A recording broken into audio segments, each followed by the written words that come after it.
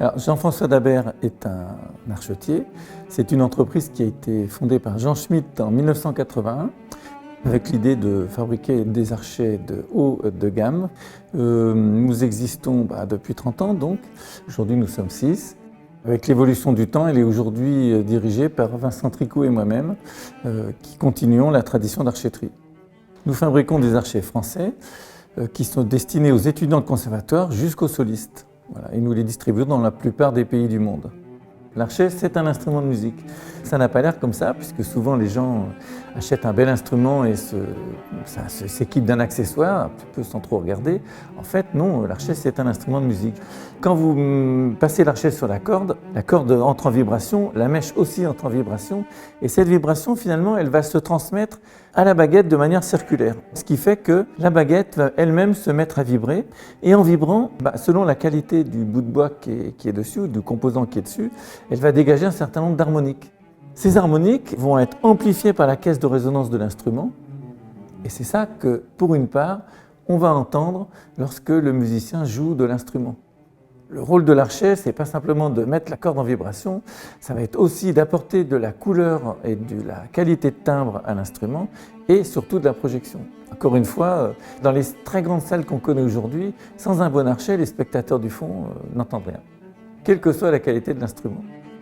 Alors, les archets sont fabriqués avec des matériaux bien précis.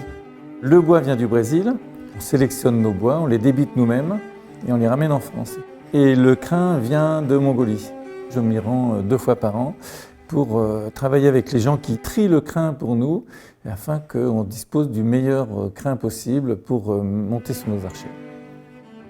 Pour la fabrication d'archets, on utilise le pernambouc. Le pernambouc se nourrit essentiellement de fer et de silice. C'est pour ça que c'est un bois qui sonne un peu comme du cristal et qui projette comme du métal.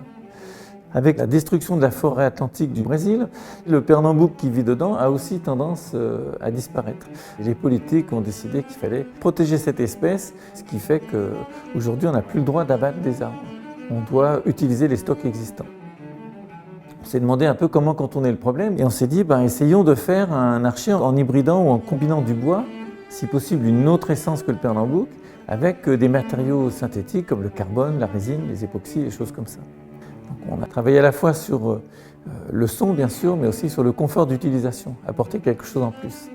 L'idée au départ était assez simple, on a fait des prototypes très vite, mais on s'est aperçu que le résultat n'était pas terrible. Donc il a fallu 7 ans pour régler petit à petit les millions de détails qu'il faut régler pour passer du pas terrible au bien, c'est-à-dire arriver à faire comme celui-ci un archet de contrebasse, que quand vous le jouez en aveugle, vous ne pouvez pas différencier ça d'un archet pernambouc. La première chose qu'on a pu dire de ce type d'archet-là, c'est bluffant. C'est bluffant parce que ça sonne comme du bois. Ensuite, au niveau de la fonction, ils se sont rendus compte que c'était presque plus confortable à jouer que du bois. Pour des longues séances de travail, c'est beaucoup plus facile à utiliser que l'archet bois.